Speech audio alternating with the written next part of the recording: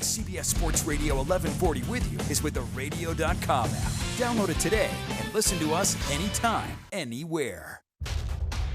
You found the most in-depth coverage of the Silver and Black.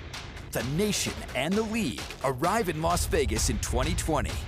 Live from the CBS Sports Radio 1140 studios, it's Silver and Black Today. Join the conversation by calling 702-889-5978. And now, here's your host, Scott Gobranson.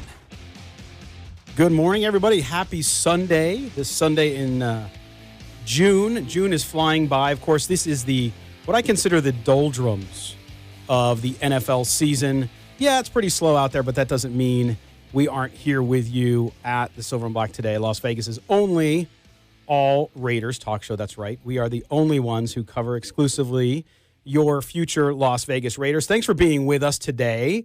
A lot to talk about. We have a couple things that I want to highlight, and that is Raiders in the community, and we're going to talk about that here after the first break and hear from Mervin Fernandez, Swervin' Mervin, yes. Which is very exciting, and we've had him on the show before, and it'll be good to hear from him as always. It's always good to hear from former Raider greats and players, and Mervin is going in the CFL Hall of Fame. We'll talk to him about that as well. And along this journey with me always are my two co-hosts who actually today, everybody's healthy. So we're going to go first. We're going to go first to I'll explain that, but we're not going to get into detail because we respect privacy. We have HIPAA laws here on, or we abide by the HIPAA laws, right, Kelly? I guess so. I mean, I don't. Kelly Kreiner, ladies and gentlemen. Kelly was out of sorts last week. He was ill, but he is better now. You're feeling much better. Yes. And you look much better than the last time I saw you because you were in some pain, and so we're good now. It was a little rough, yes. But I am back, and I'm at about 80%, which is what I shoot for on a daily basis. Yeah. Best you can ask for. Yeah. Well, and that's good because we didn't have a Kelly's Corner last weekend because you weren't here, and so I've got like 3 of them lined up if we have the time. I could go for the whole second hour of the show after this last week. Well, yeah, and we can use it, right? Because people like that segment. I called it a segment. Oops. Sorry. Radio term segment. But anyway, so we have Kelly here, and back from his sojourn to a small little golf tournament up in Northern California is the International Man of Leisure. That's his official nickname now. That does not mean he doesn't work hard. He works hard. Mr. Chaz Osborne. Yeah. Chaz, how was Northern California? How was the golf tournament? Beautiful as ever. It was fun, man. It was crowded. Yeah, it was crowded over there, but a good time. And then you also, when you got back last week, you covered the charity softball game. That's right. With the Raiders and players from the Golden Knights who were there to raise money for a great cause, and that, of course, was the Tyler Robinson Foundation. Yeah, good time. And we're going to talk about that and hear from our own David Stepanian, our engineer and correspondent, who's going to talk to us about that. He's got sound, and you were out there, and I want to talk to you about that too because there's a little bit of controversy about that event. Not so much for folks out there, but for the media folks. We'll just let you in on that a little bit. But it was interesting to say the least. So, guys, I saw yesterday. We were all, with the exception, I think. Well, Chaz, you're a movie guy too. Yep. We saw yesterday. I took the kids. Now, you guys don't have kids, so I don't expect you to rush out to see Toy Story. But we saw Toy Story 4 yesterday, and I just want to touch on that because I think there's a lot of folks out there. I saw a lot of folks talking about it. To infinity and beyond. I haven't seen any of them. Oh. No? Okay. None of them. Well, I know what they. I know what they are, but I just haven't seen them. But you're a fan of many movies who've had sequels and have series of movies, trilogies, and so on. And there's some movies that don't need to be made, and this was one of them. And it doesn't mean it wasn't a good movie. It was a fine movie. I really liked it. Cash grab. But it didn't have the same oomph that it used to. And I think that's because John Lasseter, who was run out because of the Me Too stuff and some inappropriate stuff that he had or whatever, alleged. You could feel it. You could just feel that the what was supposed to be there wasn't there. Anyway, so I'm just saying that because there's a bunch of movies coming out. It's summertime. It's a slow time in the NFL. And I saw a lot of our fans actually talking about Toy Story because a lot of them have kids in Raider Nation. And sure enough, I was also there. But not great. Not great. But do you guys notice too? And I said this to you before the show started. Is it me, or is this the slowest NFL offseason in probably 3 to 5 years?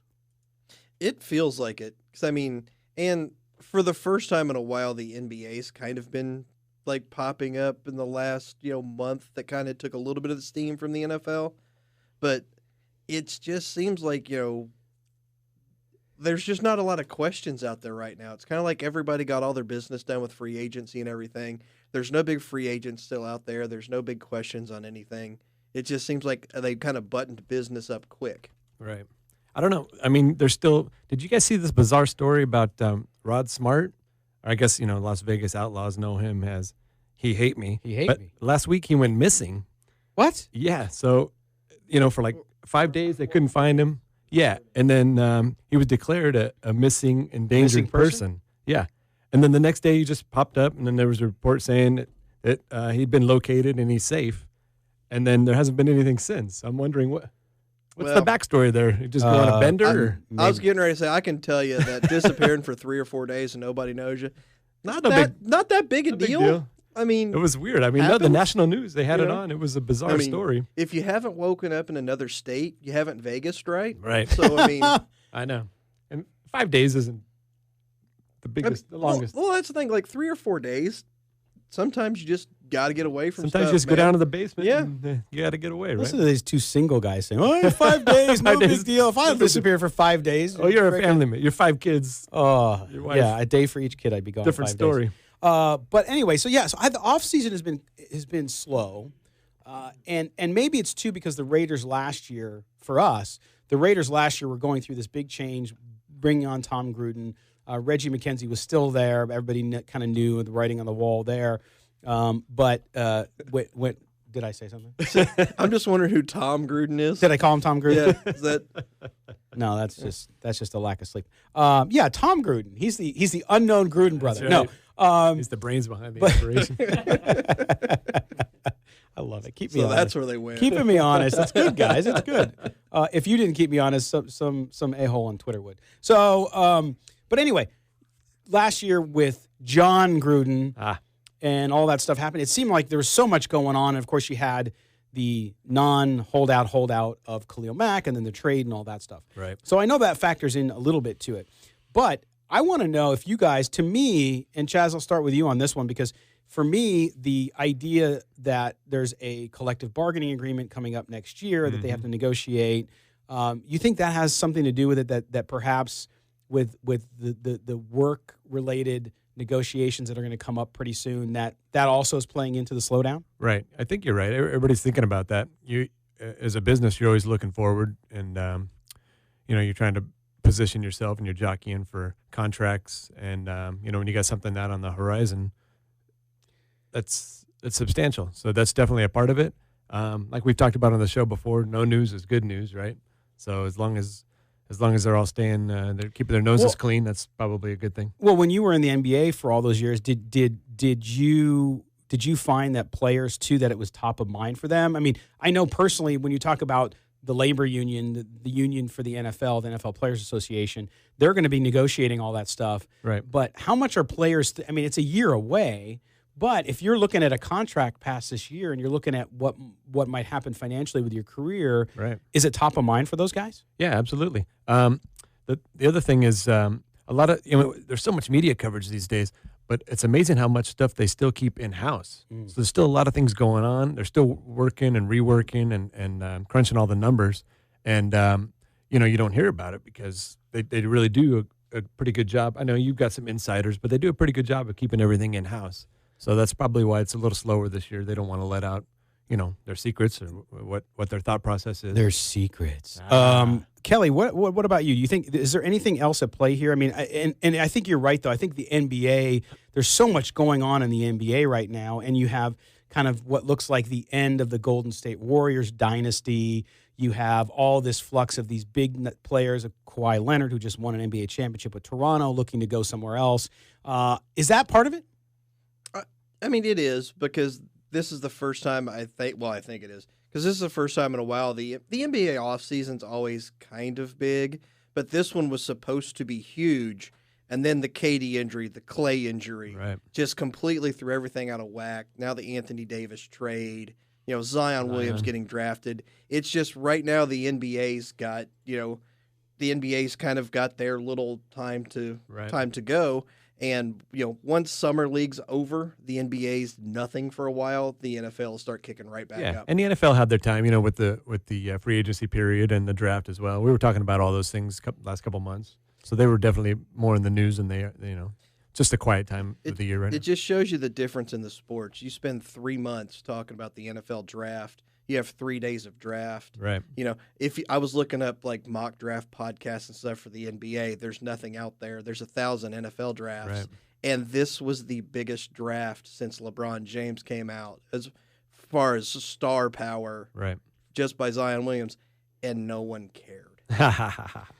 Well, and the NBA players have so much more power. It's a player league now, right? I mean, the way things work, they can dictate much more of how the offseason goes. Absolutely. So if the player's active and wants to do something, whether it be demand a trade, whether it be free agency, it seems like they take a lot more air out of the room. Yeah, the superstars can. Yep. Right. Your very good to mid-level guys still don't have it.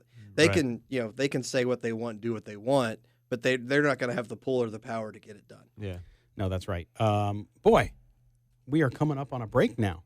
All right. And when we come back, we have a couple of things we're going to talk about. We're going to hear about the Raiders in the Las Vegas community. They continue to knock it out of the park.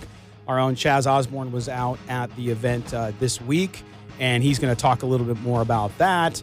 And we're going to hear from Mervin Fernandez and talk a little bit about the Battle for Vegas. David Stepanian has a report for us on that here on the Silver and Black Today. You're listening to the Silver and Black Today here on CBS Sports Radio, 1140 a.m.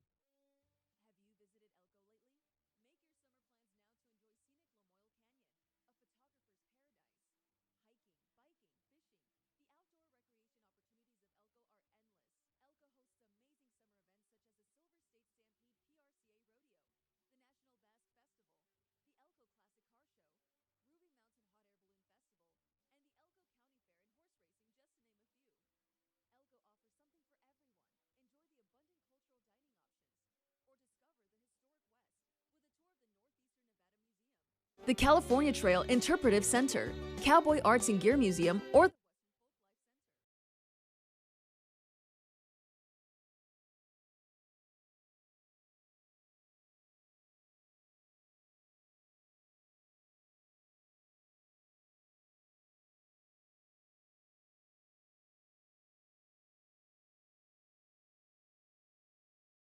The Dodgers take on the Rockies today at noon on CBS Sports Radio 1140. You found the most in-depth coverage of the Silver and Black. This is Silver and Black Today, live on CBS Sports Radio 1140. Here's your host, Scott Gobranson. Good morning, Raider Nation. Thanks for being with us. And a reminder, we are streaming live on video again today. You can check us out at YouTube. Search Silver and Black Today for our channel. Also on our Facebook page. Up on Twitter via Periscope. And on Twitch. If you're a gamer, we're there as well. We don't have a lot of viewers on I'm guessing. Twitch. I'll be honest. Don't most Twitch people go to bed like 30 minutes before we go That's true. on air? Yeah. I think so, but we like Twitch anyway, and we reach some audience there occasionally, every once in a while. But we are back talking Raiders football, and one of the big things that we've already seen here in Las Vegas, and we talk a lot about it here on the show, is the Raiders' involvement in the Las Vegas community and how big it is already. They started this 2.5 years before the move to Las Vegas, which is now coming at the end of this season. And they continue to ramp it up. And this weekend, they had an event, an 11-on-11 football camp for local high school players. Yep. And so we sent out, he was done with his leisure for the week. So we sent out the international man of leisure, Chaz Osborne, who was there, as well as our engineer and correspondent, David Stepanian, Hey. who really wanted a shout out there because he was waving his hands at me. I was there. Remind me of a puppy on that one. Okay.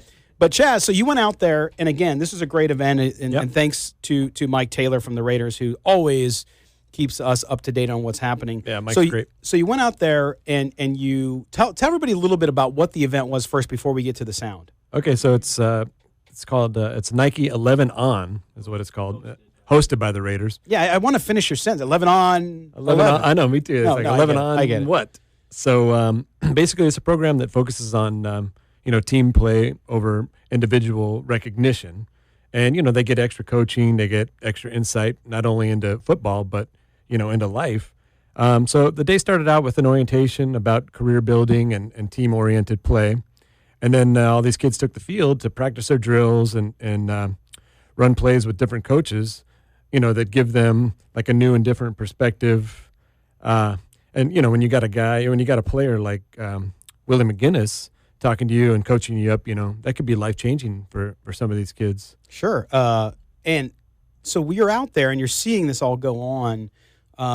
What was it like for those kids? I mean, could you kind of visually see how excited they were to be around the Raiders coaching or the Raiders staff and all of the different folks out there? It seemed like they all had a little extra pep in their step out there. They were all chatting it up. You could hear a lot more extra noise, a lot more cheers when plays were happening, and they all seemed like they were just digging in a little bit harder and they were listening. It was pretty fun to watch. It was pretty special. And they're doing these all over the place here in Las Vegas, which is a big deal. So we want to do that. So first, it was out at Clark High School, right here in Las Vegas, and you were able to talk with Ricky Pickens, who's the head coach of Clark football out there. And here's what Coach Pickens had to say about the Raiders and what they're doing, especially with local football. Everything, because like you said, Vegas hasn't had this particular NFL team, period. So having them come and engage in the community, their community relations guy has been nothing short of amazing. He's been very supportive. Having the Raiders just come and say, hey, we want to partner with you guys. We want to make sure that we're helping. They're not just here, but they're donating equipment. They're donating shoes. They're engaged. They're not just a partner. Raiders is family. This is family here in Las Vegas now, and so it means a whole lot. And I know Oakland has had them, and everybody else is, LA has had them, but it's nothing like Las Vegas. Well, there you go, family, and you're hearing this right because, and I think I always tell people who continue to doubt the investment using the tourism tax, the hotel tax to build the stadium, they're like, I'm not a football fan. How am I going to benefit from that, right? Yeah. I mean, this is purely, now, you could argue probably kids who play football, their parents are football fans. But nonetheless, the point is the Raiders putting money, putting time into their community, and this is just another example. Yeah, it's incredible. Okay, then you were out there, and of course you're looking around because you know how to work a room. Right. That's my demographic. That's your demographic, yeah. But you got out there, and you were able to catch up with a guest that we've had here on the show before. Great friend of the show. Most Raider fans know who he is. Almost all Raider fans know who he is. But Swervin Mervin Fernandez, of course, a wide receiver who went to San Jose State, so he's a Bay Area guy. Yep. Played in the Canadian Football League. You were able to catch up with him, and so we're going to give everybody the time that Chaz spent with Swervin Mervin Fernandez, and so here it is. We're here with Mervin Fernandez, Swervin Mervin. We're at the Nike 11 On, hosted by the Raiders. It basically focuses on team building. And first, talk about what you did this morning when you were talking to the kids. Well, we had all the kids in the arena in the gym, and there's probably about 10 different schools representing their schools, and Nike's got them in T-shirts, and we basically did a Q&A, talked to them about teamwork and being accountable, and this football thing will teach you things that will carry you through the rest of your life, and it starts now. It starts now where you're in high school, and these things are gonna follow you for the rest of your life. These kids are in the age of Twitter and pictures and cell phone and Facebook, and you can be out there, do something wrong one minute, and it's on. The whole world can see you the next minute, so you really got to be accountable. You got to be smart about what you're doing, and it starts in high school. Some of these kids are seniors and going to be 18, and life is on. Yep, you're right. Well, it's great what the NFL and the Raiders are doing. I like they're focusing on the team building instead of the individual play, and I guess that was your message to the kids this morning. So let's talk about Vegas. You're coming to Vegas a lot now. Vegas is doing the Raiders are doing so much more in the community. Your thoughts about the Raiders, and for you, once a Raider, always a Raider, right? Yeah, always a Raider, and it's only beginning. They're going to bring so much to this city and so much to this community. This is a great day that they're having here and it's a free camp. The kids can come out here and show their skills. There's other coaches around here, and as you can hear in the background, it sounds like they're having a good time, and they'll be able to coach up, and I think they'll take away from it as the team building and have a different look at it, because when you're in high school, you're chasing the girls, you want to go to the parties, and this here is a little more structured and more focused on something, and hopefully that they follow this up and keep it going for the rest of their life and everything that they do. It's a great thing we're starting with. I know there's 16 NFL teams, including the Raiders, and then next year I think they're going to have all 32 teams.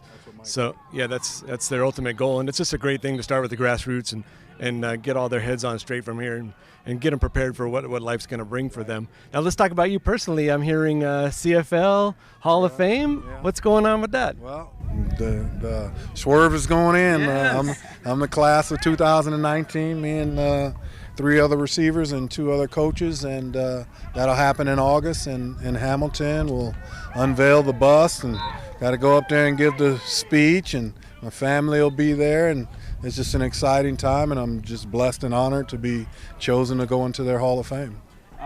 Now, we've never had anything like this before in Vegas, the NFL, the Raiders. Talk about how important it is for the Raiders to get involved with the high schools and what it means to the kids, the players, to be able to do something like this and have that silver and black on their shirts and just to be affiliated with something like this. I think it's a real special thing and a real treat for them to be able to, when they do this kind of stuff. I know it's getting closer to the season, and we're kind of getting away from their off season, but the players in the community and them to come to events like this and see, professional players that have done it and are doing it, and you could talk to them and you can, pick their brains and get some insight, and like what we did this morning, it's I never had any of this when I was growing up. I never was at a football camp or anything like that. I kind of just, winged it and did what I thought I had to do and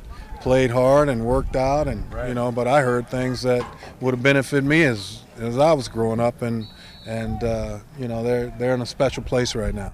Well, we appreciate you coming out and doing this for the kids and taking a little time to visit with us. And hopefully we'll see you down the road here in Las Vegas again, correct? Always a pleasure, and I'll definitely be back. All right. Congratulations. Thanks again, Mervin. Thank you.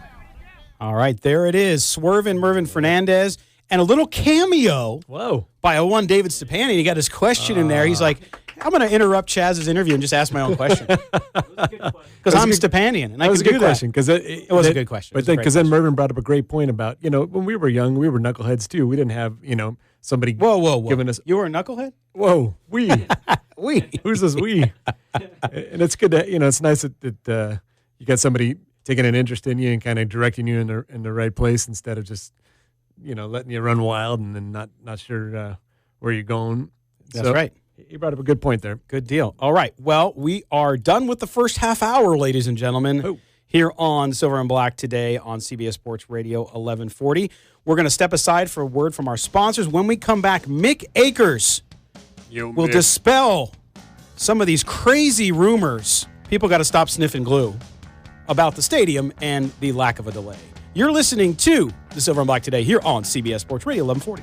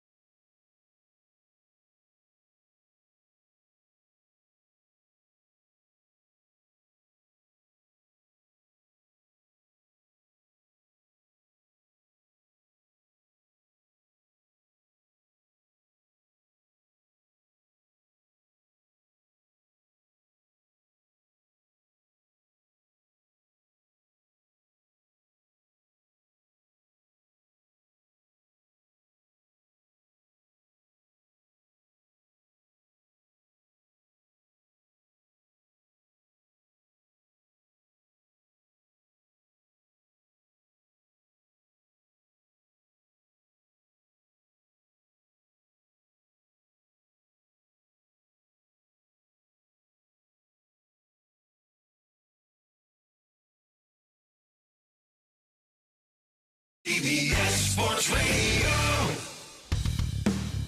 This is Mark Bedane, president of the Raiders. You're listening to Silver and Black Today. All right, welcome back to the Silver and Black Today. Just a reminder, because I had a couple messages on our video feed. During the breaks, it's silent because of rights issues, and if we play commercials during the break, YouTube, Facebook, all these guys, they can suspend us and kick us off those channels. So that's why it's silent. And some great recommendations. Can you play music during I can play non-rights music during the break, or we can play something else. And that's trash. Yeah, that's right. That's right. But also, we could get somebody to direct our video.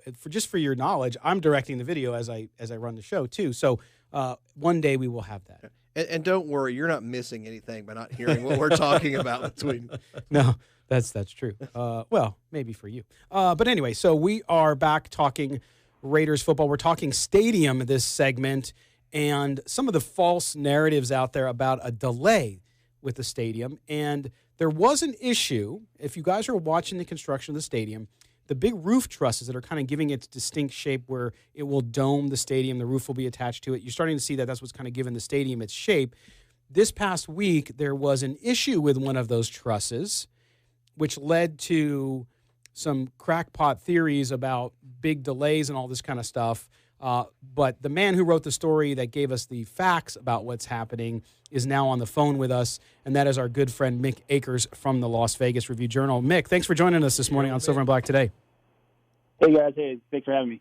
All right, so let's get to the nitty-gritty on this. What happened this week with this truss issue, first of all, and how was it rectified right away by the construction crews?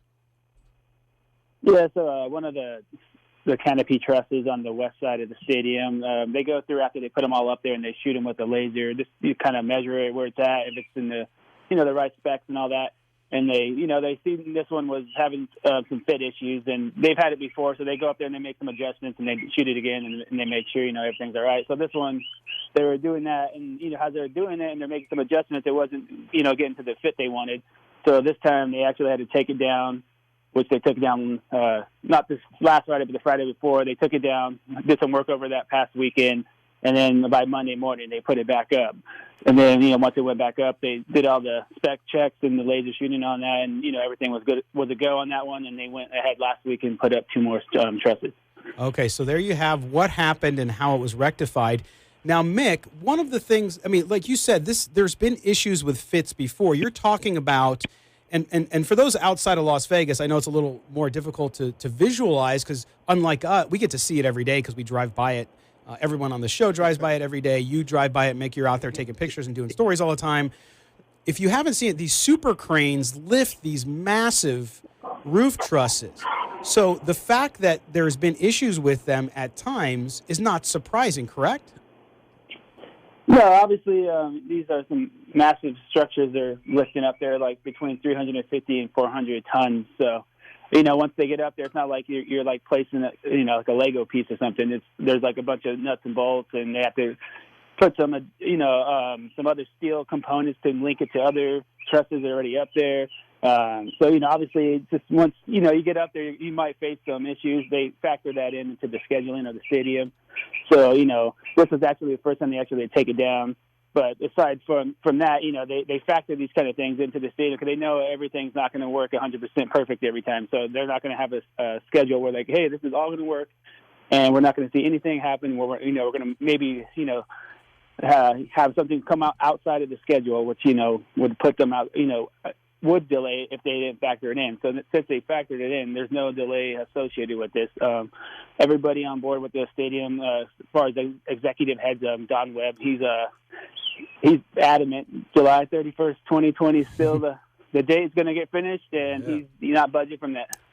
And again, Mick Akers from the Las Vegas Review-Journal joins us talking stadium progress, stadium construction, and this week, roof trusses. But Mick, with the design of the stadium and how it's being constructed, one of the things I always talk about is how this build by design means that unlike some construction projects where you follow a linear approach to it, when they run into issues or maybe there's supply issues and maybe things are running a week behind on getting steel there or whatever it may be, they can actually move to other areas. That's why you're seeing some of that interior of the stadium actually push ahead fast. Tell everybody how that works and why, when there is a delay, it doesn't delay the overall completion date.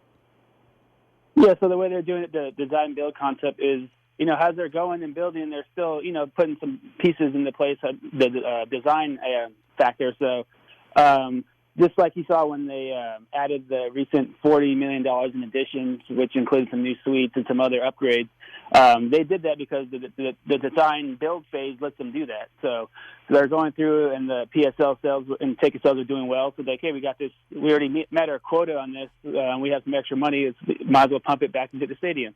So so after that happened, they went and did the whole suite thing and all that. So it's $40 million on top of that. And so when you encounter some kind of issues, you can, let's go inside and start working on some stuff that we plan to work at, a couple of months, ahead of time.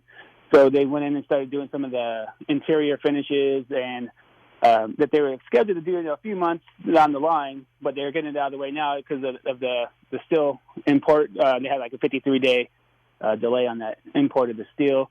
So that instead of waiting around and that would cause a delay, they went in and started doing some stuff ahead of time that they would, do maybe in August or September. Okay, again, Mick Akers with the Las Vegas Review-Journal joins us talking about the stadium and progress.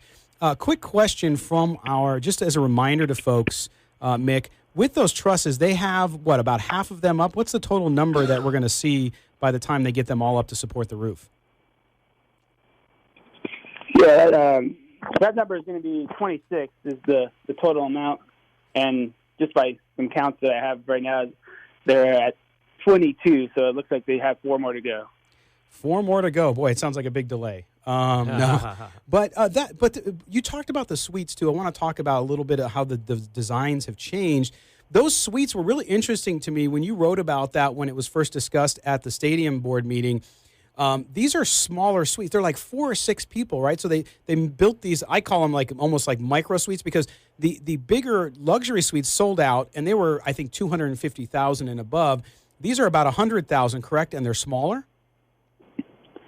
Yeah, so they won't be the full size ones. They're fitting them in a space where they had some other general seating previously planned. So they don't have as much space as they had for the first suites they had in there. So yeah, they're going to be a little bit smaller, but obviously that price point will maybe bring in some other people that maybe were looking at those other suites and maybe it was a little bit over their price point, and maybe they'll see these ones now and be like, hey, I can get one of these suites instead. So it obviously opens up a new customer base for the suites and adds additional revenue for the money as well.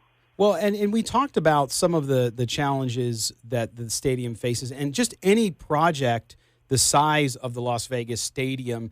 Is there anything on the horizon that we need to watch for, Mick? I mean, everything's full speed ahead. They've not moved on the date.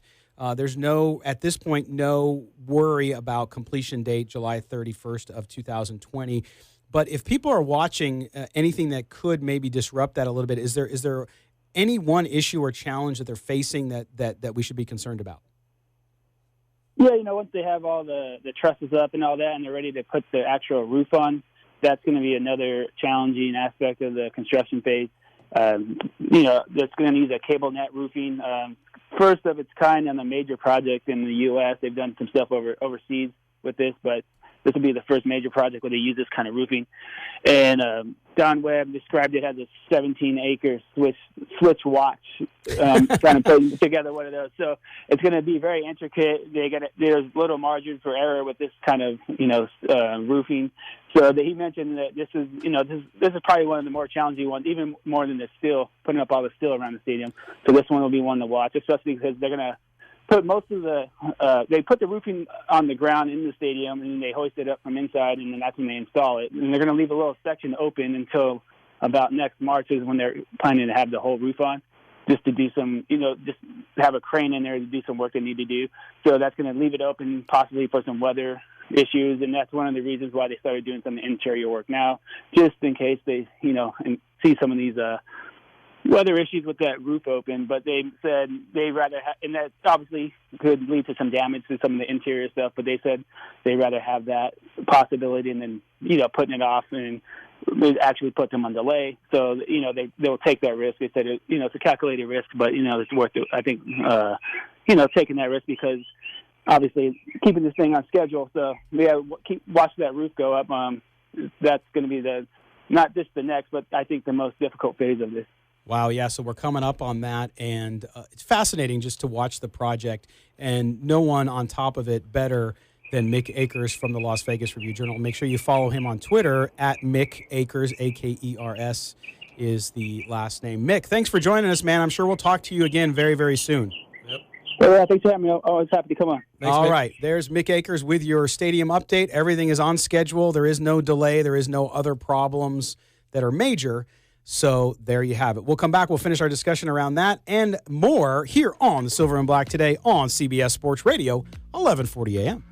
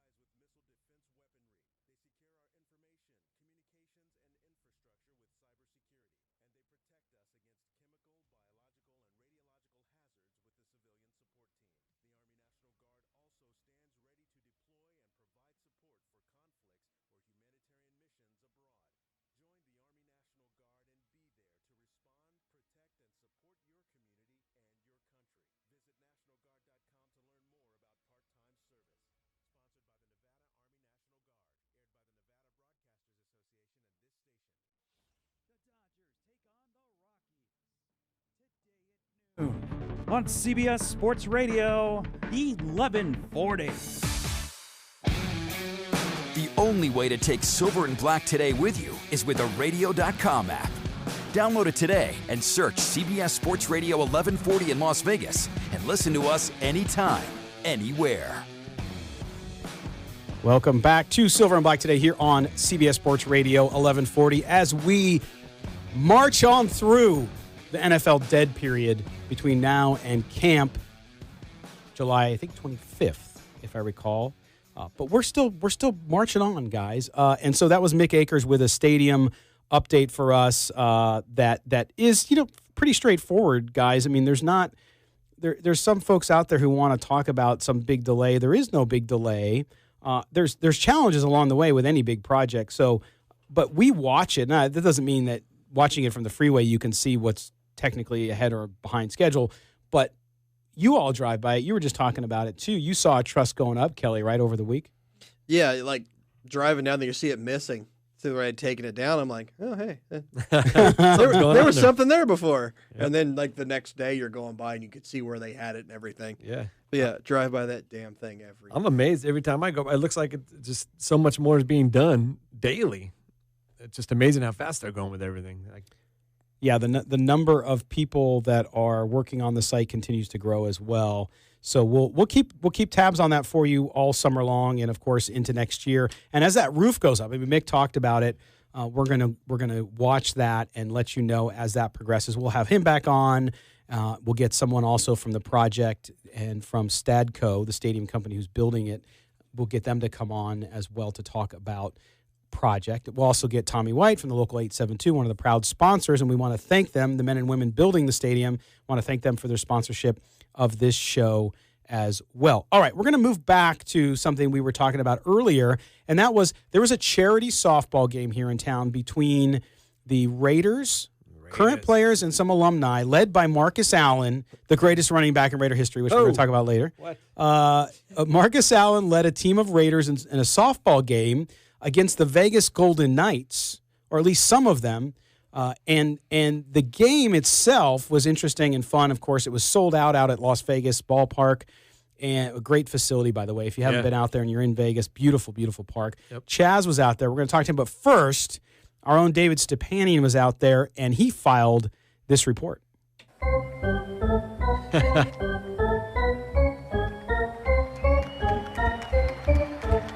When you think of summertime sports and an evening at the ballpark, the Raiders or the Golden Knights might not be the first thing that comes to mind. But that's exactly what fans got when Hall of Famer Marcus Allen and his team of Raiders faced off against a team of mainly Golden Knights, led by Riley Smith, and all for a good cause. This was the first annual Battle for Vegas charity softball game to support the Tyler Robinson Foundation. Sold-out crowd of 10,000 was heavy on VGK fans, but Raiders first-round pick Josh Jacobs was still excited to be in Vegas. We're coming out here in Vegas next year, so it's definitely great to experience some of the fans and things like that. And obviously battling with the guys I'm going to be battling with for my next 4 years, or for most, definitely the season coming up. I mean, it's definitely going to be fun. Obviously, it's one of the craziest cities in the world, but it actually has a chill side. And just coming out here to this side, it's more chill. I kind of like it. It's definitely somewhere where I would think I would plan to move and stay at when I eventually come out here. So it's definitely been dope. The game itself was one for the ages, a high-scoring back-and-forth affair, with Riley Smith's team holding a 15-6 edge late in the game. But Marcus Allen's team, wearing silver and black baseball jerseys, never gave up and mounted a comeback that would have made John Gruden proud, en route to a 20-16 victory for the Silver and Black. World Series champ Shane Victorino was in the Raiders' dugout and belted a massive home run himself to get Team Allen back in the game. Victorino's been in a lot of big games in the big leagues, but this was a game he won't soon forget. This was funny. A lot of manipulating of lineups, but we had a lot of fun. I think that's what it's all about, bringing excitement. We were at that point when they did score the 10 runs. We were like out of it, so we said, we might as well try to energize something up, but we did, so we had fun. If you understand what some of these things are all about, and you start researching, having one of my own, I I understand the hard work, what it does to change families' lives, especially ones that are affected. I mean, there's more than just the kid that's suffering or the person that's suffering. It's everything else that comes with it, the families and everybody and the loved ones. So, it's awesome to be out here, and, it's a fun night, and we enjoyed ourselves. The Tyler Robinson Foundation ended up raising $136,000, thanks in part to Zappos donating $1,000 for each run scored. The Tyler Robinson Foundation helps families whose children have been diagnosed with cancer. To find out more, head to trf.org. For Silver and Black Today, I'm David Stepanian.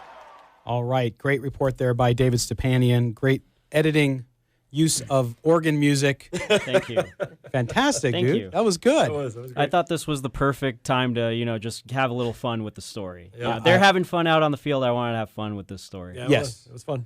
Yes, and you were out there too, Chaz, and what a great event. We had Kim Gratishire from the Tyler Robinson Foundation, the Imagine Dragons. She was on the show a few weeks ago to promote the event, and by the way, the charity, Imagine Dragons, Kim, all fantastic people, and a great cause, clearly. And the Raiders, again, we talked about community earlier. They're there for this game as well. Yeah, it seems like every other week the Raiders are doing something out in the community. And, I mean, what a great thing. It sold out stadium. Sold out 10,000 fans. It was crazy. It was I would say more than 80% Golden Knights fans. We were talking off air. I would say closer to 90%. But they were getting all into Golden it, Knights. man. I couldn't believe when the Raiders won, there was a group of fans on the first base side that were booing the Raiders and chanting "Go Knights, go!" And then you saw Vontaze Burfict came over. I guess he got a little upset, and he was like, "This is our town now. This is our town now." And he's right. And he tackled somebody. No, but it brings up a good point though, because again, I want to say congratulations to the Tyler Robinson Foundation and Kim Gratishire for the money they raised. The event, the softball game, a great event. There was issues with it though, and it had to do more with the media stuff. So I know for all of you out there, it's like, shut up. They raised money, and that's true. But there was not a lot of access. We could not get on the field before the game and talk to players. Right. Nobody could except for the one TV station that's sponsored. I don't mind. Kelly, you brought it up earlier. If somebody sponsors an event, they should get. You pay for access. They get more access, and I got no problem with that. But when you shut everyone else out, right? And David, only because he basically broke the rules and got down there. God bless him. I mean, you did. I wasn't the only one. No, you weren't the only one. I'm not saying that. Blended in. But you had to break the rules to do your job. Absolutely. Because 100%. they weren't making it easier. So the PR folks that ran the event, I think, did not do a good job. The other thing I want to talk about, and I know Raider fans might get a little bored real quick with this, so I'll make it a quick point. The Golden Knights, you're right, because they've been here now going on to their third season, and they've been to a Stanley Cup final. Of course, fans come out. Raiders, when they get here next year, again, I think it's going to dwarf NHL hockey. But the thing is, I noticed who wasn't there for the Golden Knights. And the point about that is there's been reports about locker room issues. So me? Stasny was not there. Pacioretty was not there, right? So two of their top players and Stone wasn't there either. So anyway, when we come back after this commercial break, we'll have more for you. Are the Raiders interested in Jalen Ramsey? We'll talk about that and whether it would be a good idea for this team to think about it. You're listening to Silver and Black today on CBS Sports Radio. Hi, folks. Jim P.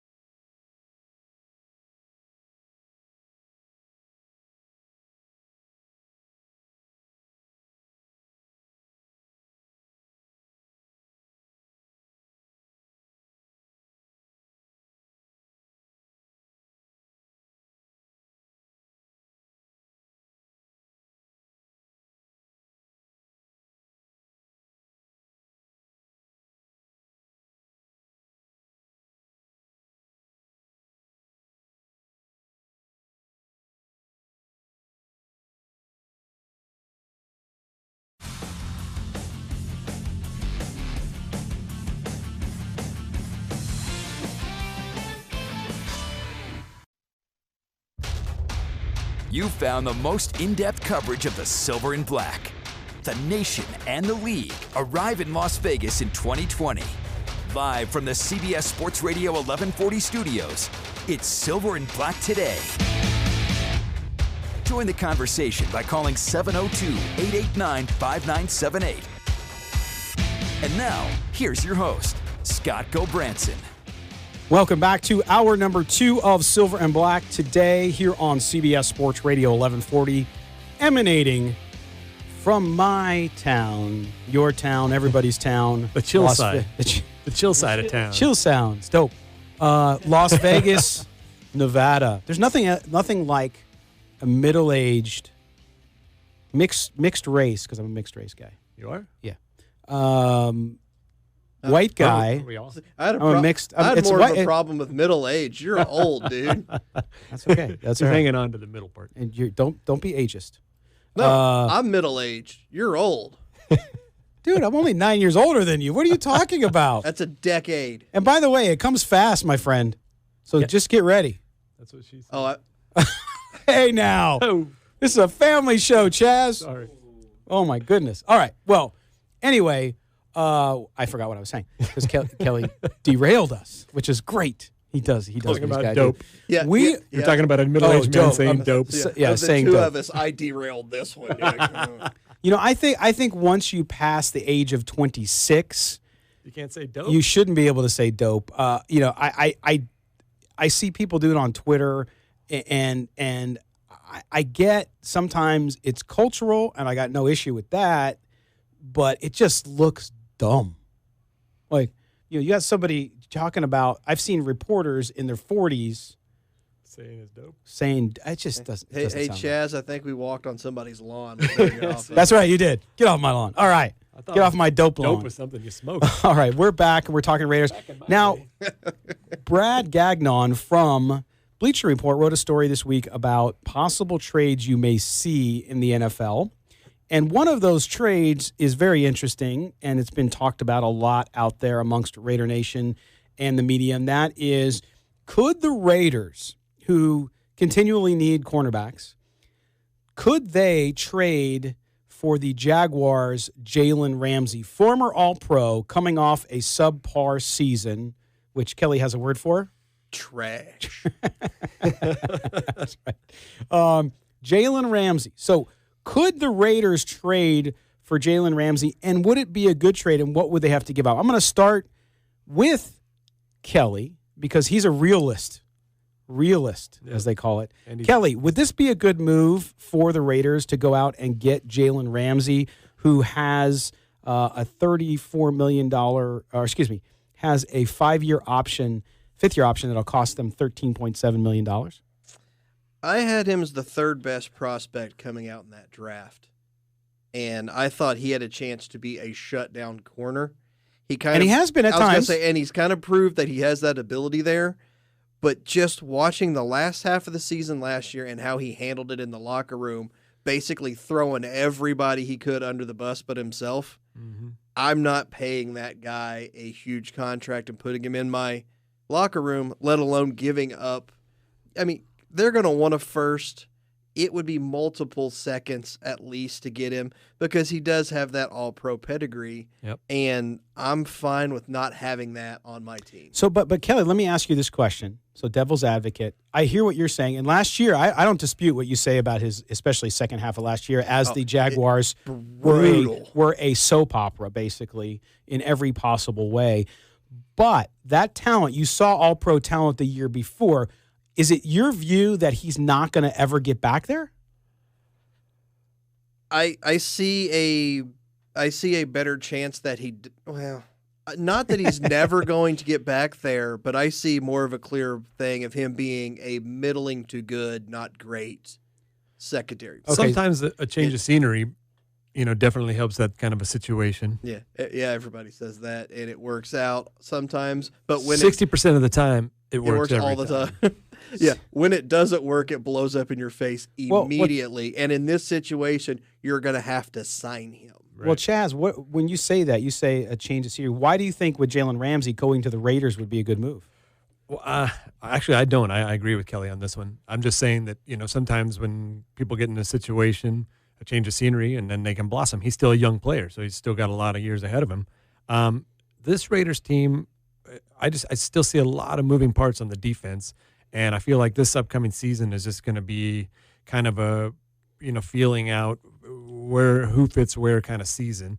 And it would be great to have that type of a talent of a player. But now we're worried about, here's the naysayers talking about the attitude with Antonio Brown maybe being a distraction. Now, Burfict, maybe Richie Incognito. And then now you're adding another, log on that fire. Maybe that's not the best idea. And just for me personally, I don't feel like we need that right now. They're still trying to figure out where everybody's going to fit and what's going to be the best thing going forward. We got a great young core. And let's just, stick with that and develop that for now. But because of, to say that the Raiders shouldn't go get an outspoken person is, and I know go back. That's what they do. That's what they do. Well, but they've done that 3 or 4 times already. Right. Right. So what's another one? No, that's the thing. With the it's talent. like they should have stopped before. So let's not keep, it's like we've already thrown enough logs on this fire. At what point are you just going to burn everything down if you keep adding to it? Right. No, I understand that. I like Jalen Ramsey. I think just like anything, and Kelly, you and I talk about this all the time, both on the air and off the air, and that is it depends on the price. You talked about possible prices, but if that price goes down, and maybe that would be more concerning if the price went down, that means maybe there's something else. Right. But if the price went down and you could get him for what could seemingly be, if he lives up to his potential, a steal, would you do it then?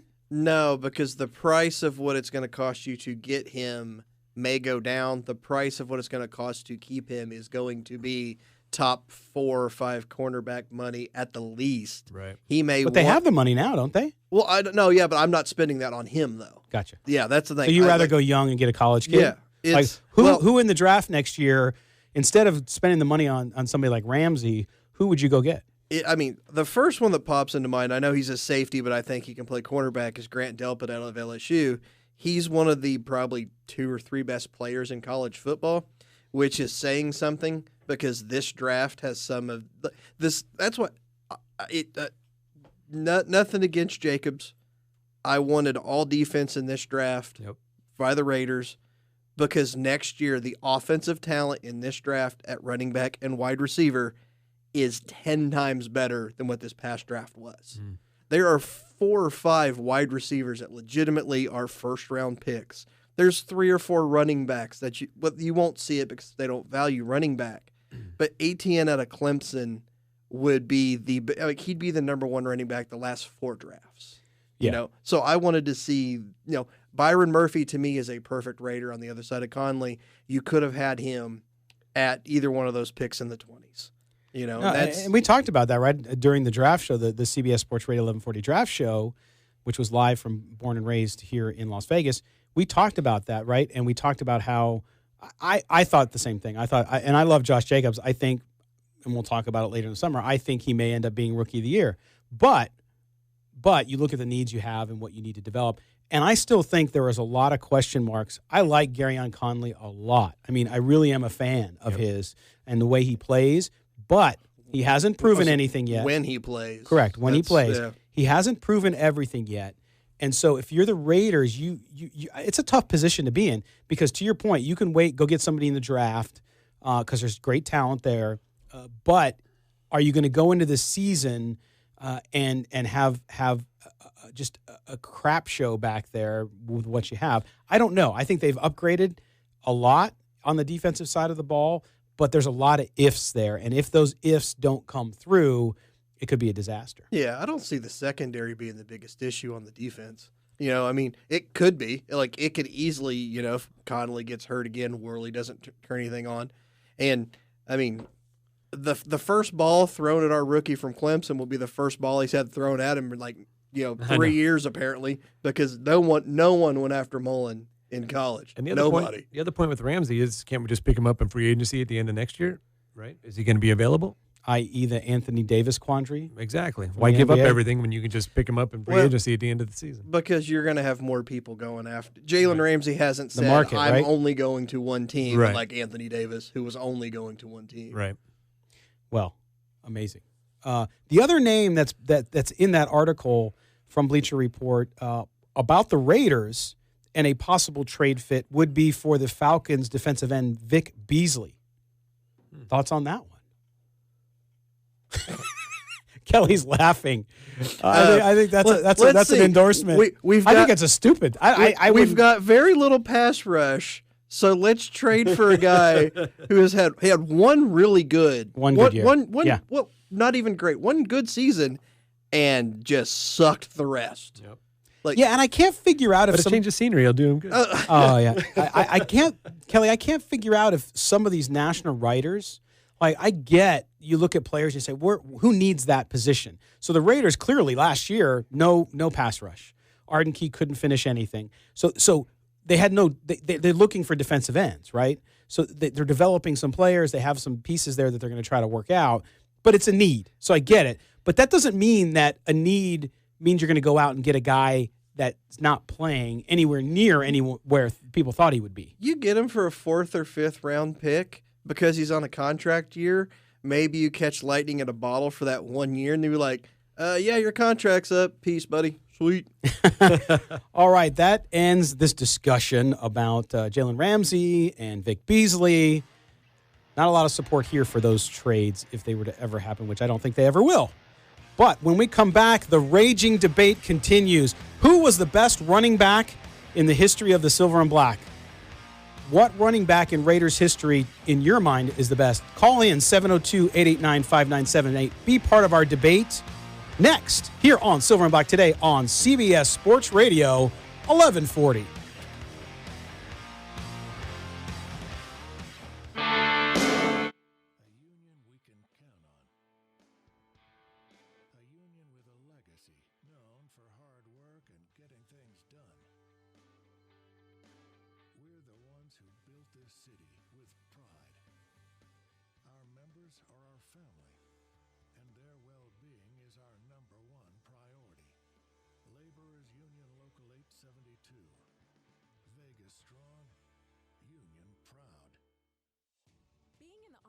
National Guard is about more than just serving your country. It's about being there for your community when your neighbors need you most.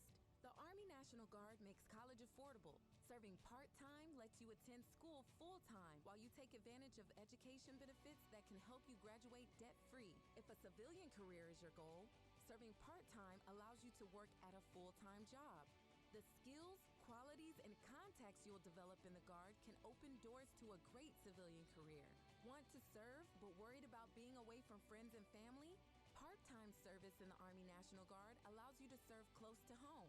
Serving in the Army National Guard lets you have the life you want while you enjoy the many benefits of serving your community and nation. You owe it to yourself to learn more about how the Army National Guard can fit into your life. Visit nationalguard.com. Sponsored by the Nevada Army National Guard, aired by the Nevada Broadcasters Association and this station.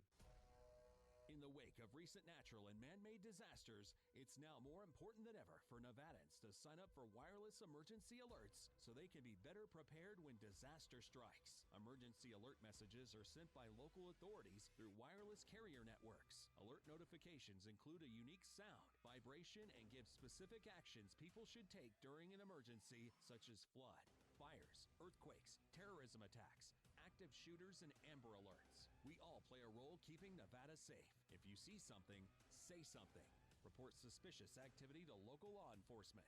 For specifics on how to prepare, contact your local emergency manager's office or go to dem.nv.gov and click on Plan Ahead Nevada. Sponsored by the U.S. Department of Homeland Security, Nevada Division of Emergency Management, your local emergency manager's office, and aired in cooperation with the Nevada Broadcasters Association and this station. Healthcare needs can sneak up on us unexpectedly, so we often choose a health facility quickly and without doing much research. But it doesn't have to be that way. The state of Nevada licenses and inspects a range of health facilities, from hospitals and nursing homes to surgery centers, halfway houses, treatment facilities, and more. Inspection and complaint information are available free online at findahealthfacility.nv.gov. You can can search individual facilities or by facility type and by city or county. You should always choose a licensed healthcare facility to ensure the facility is held to the highest standards for provision of care. Unfortunately, there are no standards when you choose an unlicensed facility. It's easy to determine whether a facility is licensed. Just use that website, findahealthfacility.nv.gov. This message sponsored by the Department of Health and Human Services, aired in cooperation with the Nevada Broadcasters Association and this station. Prescription opioids can be addictive and dangerous. My son Steve did not want to die, but his prescription opioids killed him. We found a Post-it note that he had written about his experience with his opioids. You never expect that you're going to lose a child. It's all out of order. Prescription opioids. It only takes a little to lose a lot. Visit cdc.gov/rxawareness. This message developed by the Center for Disease Control and Prevention, sponsored by the Nevada Department of Health and Human Services, aired in cooperation with the Nevada Broadcasters Association and this station. The Dodgers take on the Rockies today at noon on CBS Sports Radio 1140. This is Silver and Black Today, live on CBS Sports Radio 1140. Oh, yes, it is. Welcome back to Silver and Black Today here on CBS Sports Radio 1140. Check out the website, silverandblacktoday.com. That's kind of started this whole thing, followed by a podcast, followed by a radio show, and more to come. Wait till this fall. That's all I got to say. And next year when the Raiders get here, oh boy, it's going to be fun, guys. But we are now going to have a debate that rages on. Last week we were supposed to have this throwdown, but Kelly was under the weather. So I kind of had it by myself a little bit, made the case, since I was solo on the show because international man of leisure, Chaz Osborne, was out of town on assignment. Yeah, that's right. And I got to listen to last week's show. I haven't listened to it yet. I want to hear what a throwdown by yourself. And I haven't talked about last week's show, but it set a record for downloads for us, for post archival stuff because of the Todd Marinovich interview. And it was a fascinating interview, and I'm rooting for Todd to make it in life. Who cares about football since he's done with that? But great artist, and it was an interesting interview, and I appreciate him doing it with us, as not a lot of folks are interviewing him or have talked to him. And so if you haven't listened to it, go check it out. But guys, we did talk about this, and this started with Kelly and I having a little bit of a discussion about it. Was who is the best running back in Raiders history? Now, we want you to chime in on this as we talk about this. So call in 702-889-5978 and make your case. Don't just say, blah was the best running back and then just, talk trash. Make a case on why whoever you select is the guy. For us, and Kelly, we're going to start with you again. For you, it is not Marcus Allen who should be. You instead say it's another player. Tell us who you think the best running back is. I'm saying Bo Jackson. A lot of people do. And, I know that Marcus Allen's a Hall of Famer. Oh, yeah. He was a great running back. I'm not saying he wasn't good. It's hard to try to win an argument when a guy plays 3 years and you're saying he was a better running back than a Hall of Famer. But that's exactly what I'm saying. And I'm saying it for the pure and simple reason that just if you look at, we're projecting what Bo could have done if he doesn't get hurt, but that's part of the thing. It's like I brought the point up earlier, you can't look at just straight statistics because if you do that, Frank Gore is going to be the 4th best running back in the history of the NFL. Neil Anderson would be considered a better running back than Gale Sayers. Right. It's like sometimes you have to look past the stats at just what that person did. Right. It's what you just saw power and speed in Bo Jackson you just hadn't seen since Jim Brown. He was amazing. No, and to your point, don't get me wrong either too, because I love Bo Jackson. He's sitting in Funko form in our studio here, right behind me. There's Bo. For those of you watching, is there a Marcus Allen Funko? There is not. Did they make one? They probably did. I have Derek Carr. Was Marcus Allen? It was Marcus Allen on the cover of Tecmo Bowl. Well, if you want to talk about Tecmo Bowl, there is no better player in history than Bo Jackson. That's a proven fact. Sticking with the baseball theme, can you? Actually, if you're talking about Tecmo Bowl, there is no better player than Dan Saliamua on Kansas City because there was a cheat thing. You just held down the button, he would slide through the center every time, and they couldn't get a playoff. He would fumble every time. I love it.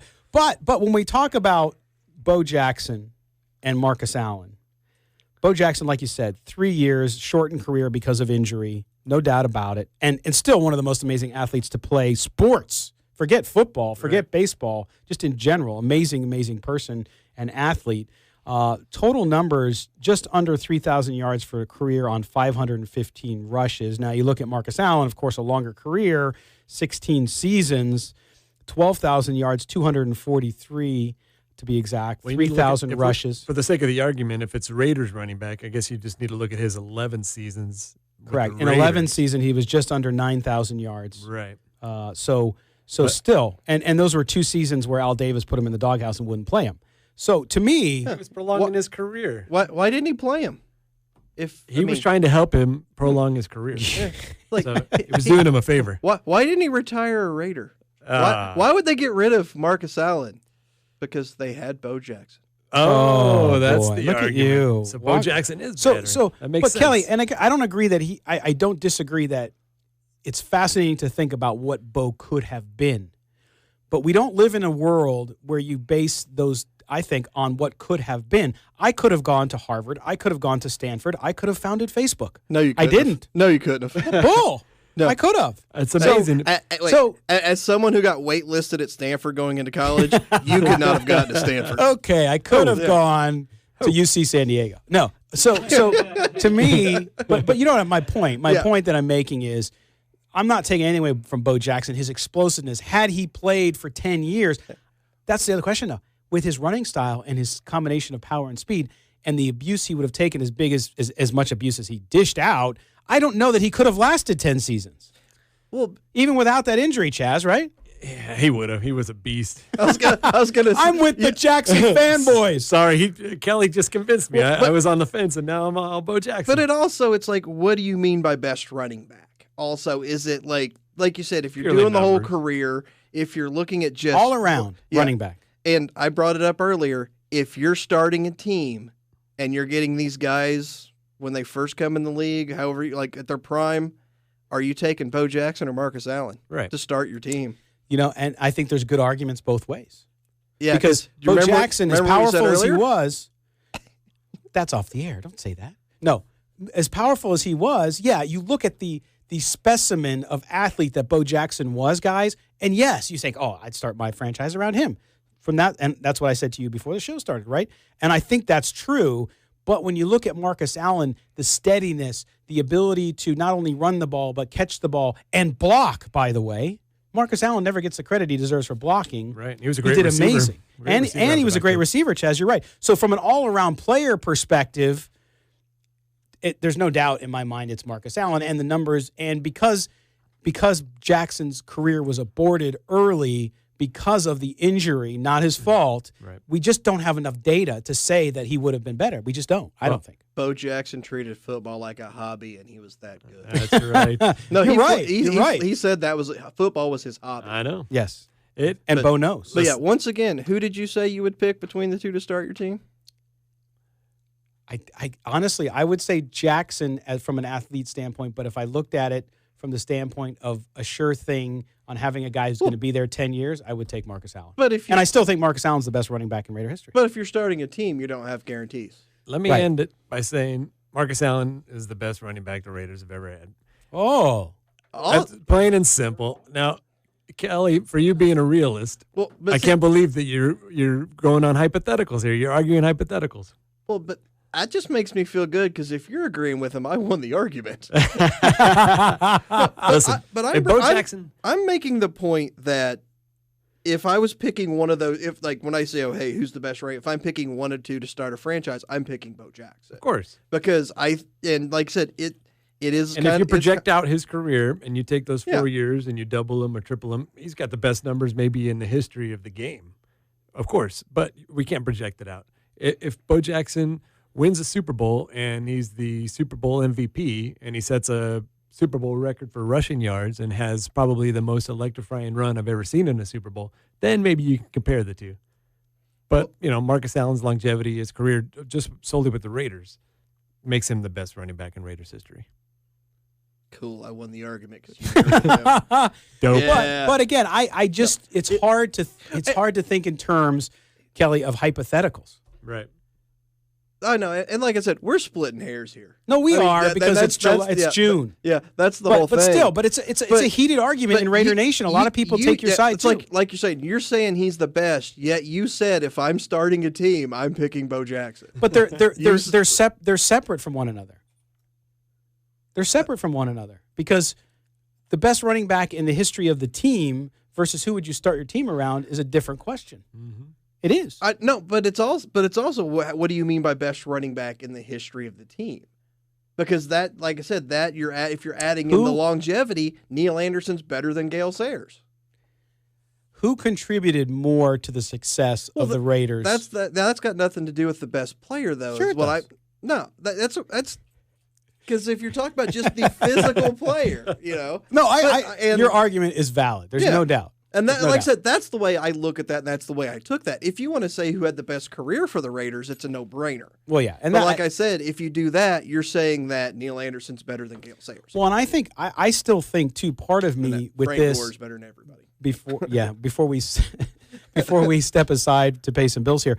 For me, though, Marcus Allen too is one of the most underappreciated running backs in NFL history because of his nature, because he didn't have blinding speed. He didn't have the speed of a Bo Jackson or of some of those other running backs. He just didn't. But man, did he do everything else? But he was so smooth when he ran. It was like water going through rocks, man. Do you know who's not underappreciated? Who? Bo Jackson, because he's great. Here we go. Okay, we're going to step aside. Tell us what you think. 702-889-5978. You're listening to Silver and Black today here on CBS Sports Radio, 1140. Las Vegas.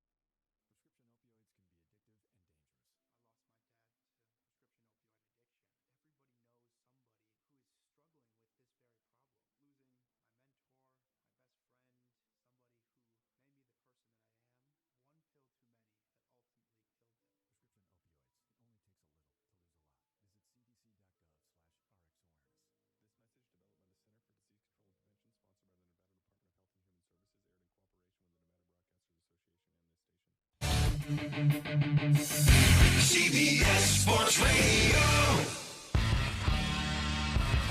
How you doing? This is Charlie Garner, and you're listening to Silver and Black Today. Stay tuned. Hey, Charlie Garner, bringing us back in as we work in our new rejoins. Oh, I like the bass there. Turn up that bass there. Give me some. Slap the bass. Okay, it's another movie reference. All right, welcome back to Silver and Black Today here on CBS Sports Radio 1140, where we're having a ton of fun today, arguing with each other. We do it off the air. We do it on the air. Yep. And it's awesome. We're having a good time. It's June. It's the dead period in the NFL. So we are, for those of you who want us to just talk about the same old Raider stuff over and over again, there's lots of podcasts where you can hear that, and good on them. They do good work, but that's not what we do here. So we are now going to get to one of everyone's favorite segments, especially those people who don't like Kelly. They love this segment. Whoa. Which is the vast Who doesn't like Kelly? majority of the listenership, I hear. No, Kelly's a teddy bear. Everybody loves him. That's right. This is Kelly's Corner. Kelly picks a subject out large, relates it to sports, and we banter it about. So here is... Or tries to. Or tries to. When he's here. Yeah. Kelly's Corner. Go ahead, Kelly. All right. Now, I will relate this to sports, I promise, but it's going to take a second. Everybody just tuned out. One of my biggest pet peeves is I can't stand when people complain about either their job or their pay at their job. Okay? You choose what job you have. If you don't think that job's going to pay you enough money, get a better job. Don't take the job. Get a skill. Do something that will get you to where you can get to that level of what you want to make. Right. Okay? You don't make a salary, you take a salary. You are offered something and you can say yes or no. You don't have to take it. Okay? I bring this up because all I've been hearing and reading the last week is about the U.S. women's national soccer team and about how everybody wants equal pay with the men's team and everything like that. You know, my biggest issue with this, and it's the one thing nobody ever brings up, is that they separately, collectively bargain their salaries. The men's team, if you don't play, you don't get paid. Flat out. On the women's team, if you're on the team, you get your biweekly check. They negotiated, they wanted guaranteed contracts. They wanted the biweekly checks. If one of the girls if one of the women take off to have a baby, they get half their pay. If they play for a professional, that the U.S. professional league that started, you still got your pay from that, from the Olympic Committee or the Olympic national team. If one of the men's players takes off to play professional, they don't get paid. Right. You know? So if they wanted, they set out and they said, here's what we want. Here's what we want out of this. And they set it down and they said, okay, we'll take that. They took that. Right. It was a bad deal, and it was in their best interest at the time, right. But financially it wasn't the best option they could have taken. Now, you don't hear that, hey, listen, made a bad deal, they're going to renegotiate it, they're going to get more money, they deserve it, but don't tell me that it's inequality and it's unfair just because they're women.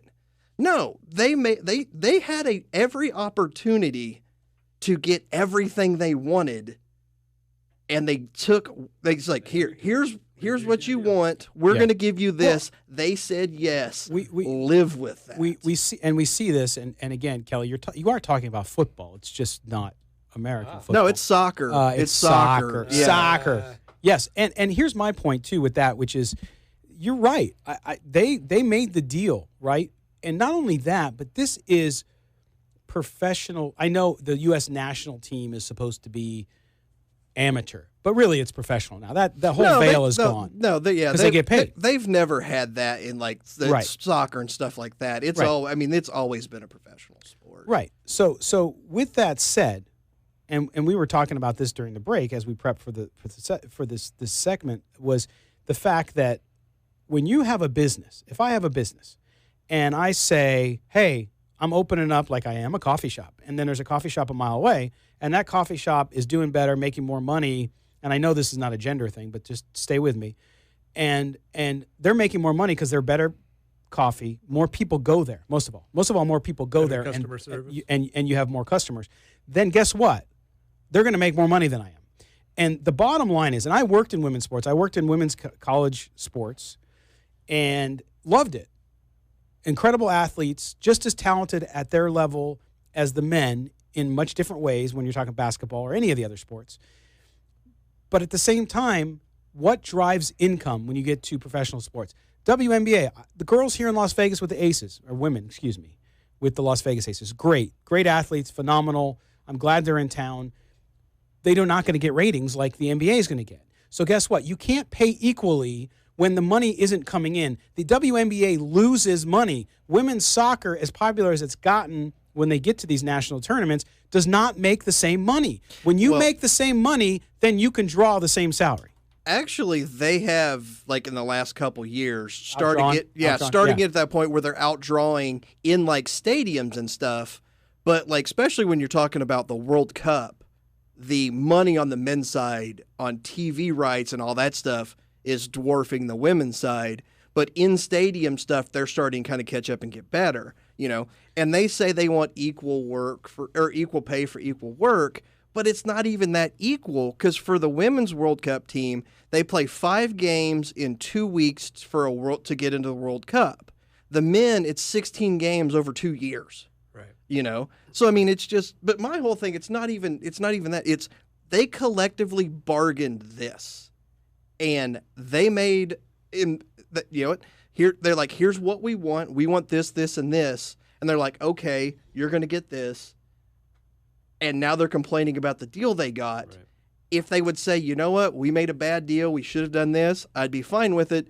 But they're throwing out this whole, women get paid less than men, blah, blah. No, they took less than the men. Well, they had every chance to get anything they wanted, and they took what they were offered instead of saying And you're not even talking about gender equity here. You're talking about, look, you made a deal, you got to stick to it. I'm talking about that they're trying to make it into gender equity. It's not the when same it's argument. not that where it's you know what? They asked for this stuff and got it. Right. But even on they decided to take less to get what they wanted, and now they're complaining that they're not getting as much as the other one. Well, do that in your deal. Right. Make a better deal. But then even on the gender side, I think, a lot of the women's basketball coaches came out with some pointed comments around the women's basketball tournament about equality and getting as much exposure as the men. They have an argument, I believe. And I agree with them because you're talking about college sports. Now, college sports, we could argue, is no longer amateur because of the money involved. Right. So it goes back to money. I'm not saying it's right. Don't get me wrong when you listen to this and try to take my words out of context. I'm not saying it's right in college sports that the men get more because they make more money. I think in college sports you have an argument that, look, it's amateur, it's university-based, it should be more equal. Title IX was there for that reason. And so I get it. But even then, there's a reason why they call them Olympic sports in college. They don't call them minor sports like they used to. It's because they don't generate revenue. There would be no women's sports except softball if it wasn't for men's sports. Correct. They make men's sports, like Alabama's football team, Texas's football team, they fund everything. Right. Women's softball has turned into a generating revenue sport. Basketball in certain schools will. Yes. UConn basketball, they're LSU, generating they're generating revenue. For the bulk of any other women's sports, they can't pay for themselves. Right. No, and that's the thing with the soccer. You're going back to that. Look, I don't mind people. Actually, it doesn't bother me when people are outspoken, even when I vehemently disagree with them. I'm okay with it. I'm a firm believer in freedom of speech. I'm also a believer in you being able to disagree with that person openly and not be called something because you disagree with their point of view. So I'm good with all of that, and I'm good with women talking about how they need more opportunity. I think women need more opportunity in certain areas. There's no doubt about it. Now, the NHL, our friend Willie Ramirez with AP wrote a story. He was talking about how the NHL was having a forum with Billie Jean King about more opportunity for women in hockey. I guess that's become an issue in hockey. So then if you're the NHL, do you start a WNBA version of the NHL? The problem is the NHL makes nowhere near the money that the NBA does. You couldn't float it. Yeah. You could not. You can't do that.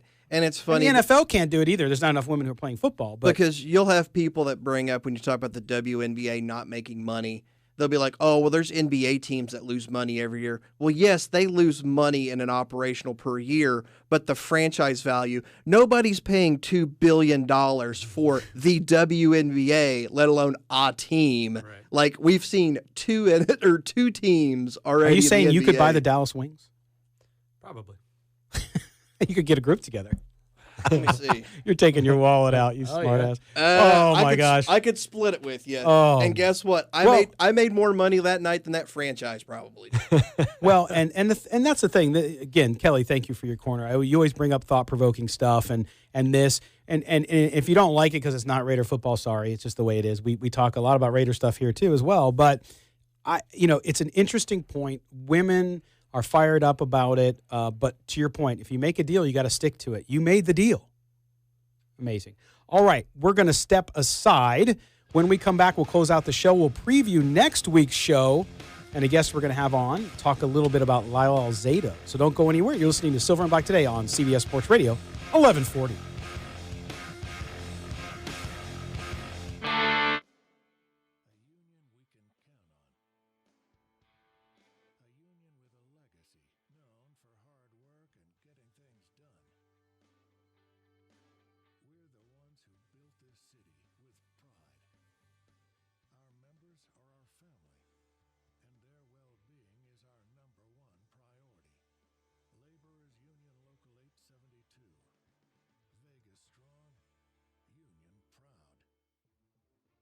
This summer, get in the game and earn cash for betting sports with William Hill on your phone or tablet.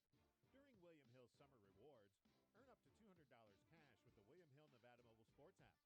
Between now and August 5th, you'll be eligible for cashback points for every wager made, win or lose, on the mobile sports app. You'll also earn bonus cash back for teasers and parlay card wagers made on the app. To enroll in Summer Rewards, visit williamhill.us. That's williamhill.us. Have you visited Elko lately? Make your summer plans now to enjoy scenic Lamoille Canyon, a photographer's paradise. Hiking, biking, fishing. The outdoor recreation opportunities of Elko are endless. Elko hosts amazing summer events such as the Silver State Stampede PRCA Rodeo, the National Basque Festival,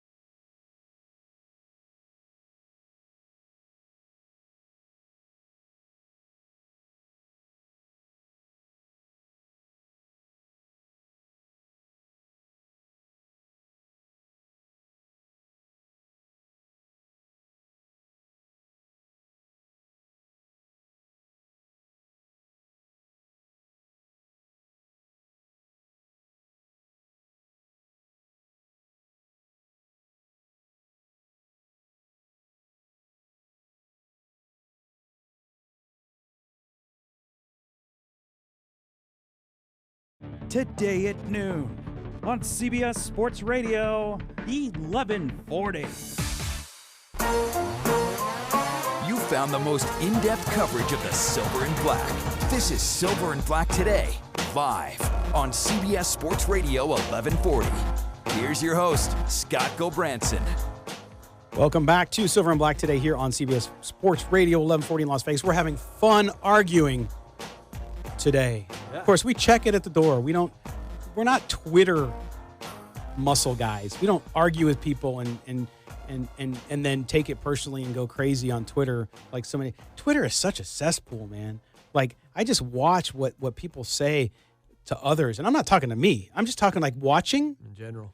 It's just like, seriously, get out of your mom's basement or out of the mental institution that you're in. Not making fun of mental illness. It's a huge deal.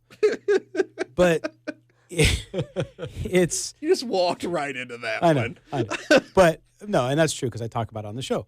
But I will tell you, you have to be able to argue with people, have a difference of opinion, and then at the end of it, pat each other on the back and say, cool, okay, you have a different view, I have a different view. And that's what we do here. We have fun doing it. We do it off the air a lot. We do it on the air a lot. And this week particularly has been fun doing that as well. So Twitter gives you a chance to say everything you want to say under your breath in the loudest voice you have. Yep. Yeah, but without any ramifications. Yeah, no, that's what I'm saying. What you say under your breath that you don't want anybody, you can say as loud as you want because you're an egg or you're a picture or you're a whatever and nobody knows who you are. Well, those 35 followers, they know who you are. That's right. But I will tell you. Actually, never mind. It's a family show, so I won't mention the number of followers I have. It's a nice number, and I don't want any more. I'll put it that way. 69. That's, oh my goodness. You guys are killing me with that stuff. So, but I will tell you that the debate rages on, I'm sure, and I'm seeing people on our social channels who are watching our live stream on video talk about the running back stuff, talk about women's sports. A lot of folks saying things I wouldn't say. But the whole point about the gate with women's sports versus men's sports, we see that it's a reason why the NFL is so big. And the reason why the NFL is actually growing and needs to grow in popularity with women. But I will tell you that despite all of that, it is a business. And when it comes to sports, what sells in apparel, what sells on TV, what sells from a sponsorship standpoint is what's going to make more money. It's called capitalism. Yeah. And I know Bernie Sanders, and this is not a political statement, he's just a socialist. Bernie Sanders wants us to be more socialist. I'm a pure capitalist. So I'm like, hey, look, if you have a great product and people want to watch it, people want to buy it, you deserve every cent you get. And so women's soccer is starting to get there. They've picked it up, so maybe they can. My good friend Doug Verb, longtime executive in professional sports, who's been on the show several times, he said in a message here on Facebook to us, well, they're negotiating, which is a good point. You know, no, yeah, they've already said they're coming out after the the World Cup stuff's over. They're going to do a renegotiation and everything, and it's like, cool. Well, I don't want to hear in 2 more years. Well, we should be still making more than the man. Yeah, cut the best deal you can. You can negotiate that at this point because you are a hotter property. Yep. But you have to stick to your guns. You have to say, you know what? We'll sit out. We won't do this if we don't get everything we want, or you'll never get to that point. It's when if someone, you're a business owner, if you know somebody's going to take $11 an hour, you're going to offer them 14. No. If somebody says, I know you want me to work for you, I won't work for anything less than 14, you'll eventually either get to that point or find somebody else. Right. But their value's there. Either way, if I want 14 an hour, I have to do that to get that.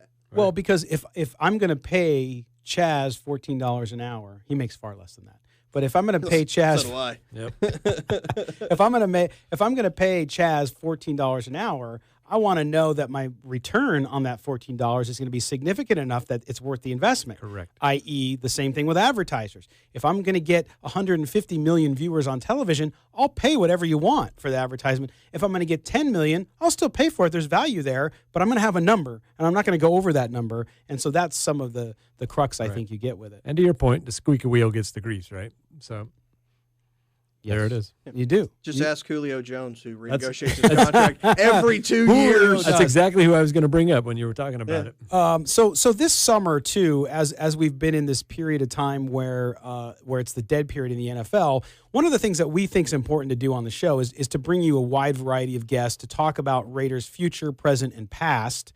Of course, the last few weeks we had an amazing incident happen here when we were talking to an author about John Matuzak. We had his mother call in, remembering him on the anniversary of his passing. And then, of course, Todd Marinovich last week. And next week, guys, we're going to have a gentleman, a former Hollywood stuntman. You should watch some of his videos. The guy was crazy. Jim Duffner. Jim was a very close, good personal friend with Lyle Alzado. Yeah. And he wrote a book about Lyle Alzado and their friendship with stories in it. And we're going to have him on next week to talk about that. So this series during the summer, as you can see, we're kind of putting together some content. We've gotten great feedback on what we've done already. We hope you guys will listen. Lyle Alzado is one of those guys like John Matuzak, who was beloved because of his meanness, his nastiness, and what he did on the football field. And, of course, he had an untimely death as well due to cancer.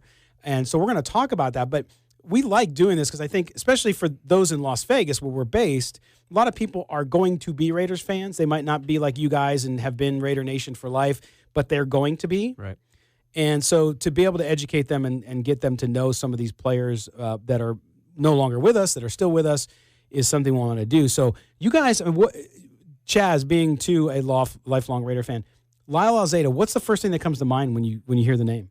I mean, just the guy was a beast, right? Unfortunately, my last memory of him, he had a bar called Alzado's up in L.A., and I saw him about 3 months before he passed, and he was just a shell of himself. He didn't even look like himself, and it was an unfortunate sight to see one of your heroes just knocked down to that. But, when he played, he was same as Matuzak, man. He just brought it, and he was one of the pillars, for that Super Bowl 18. And it's sad the ending that for him. Yeah, it was, and so he'll share stories with that about that and about Lyle Alzado. So we'll remember him, which will be interesting and fascinating. I mean, I love talking to these guys who knew these players back in the day, so we can get some context, especially because we have a lot of young listeners, a lot of folks who are Raiders fans for life, but they weren't around when all that was happening. Yeah. Like us older guys, as Kelly would call me, an old guy. And there's so many great Thanks, Raiders. Kelly. There's so many personalities back, and that was the one great thing about Al Davis. He let the Raiders be who they let their wanted to be. personalities shine. And so did the coaching staff, Tom Flores, John Madden, everybody like that. Right. So really interesting. Well, we're going to close out the show. Kelly Kreiner, thanks for being, man. I'm glad you're healthy again. So am I. Yeah. Chaz Osborne, thanks again for your contribution today. Yeah, of course. All right. For the two gentlemen to my right, I am Scott Branson. You've been listening to Silver and Black today here on CBS Sports Radio. Make sure you can listen to this archive. Subscribe to us on YouTube for video, and anywhere you get your podcasts or audio, you can subscribe to this show. So if you miss it live, it'll be directly delivered to you so you don't miss another one. Remember, Jim Duffner to talk about his book on Lyle Alzado next week here on the show. You're listening to Silver and Black today on CBS Sports Radio 1140. May the autumn wind always be at your back. See you later, everybody.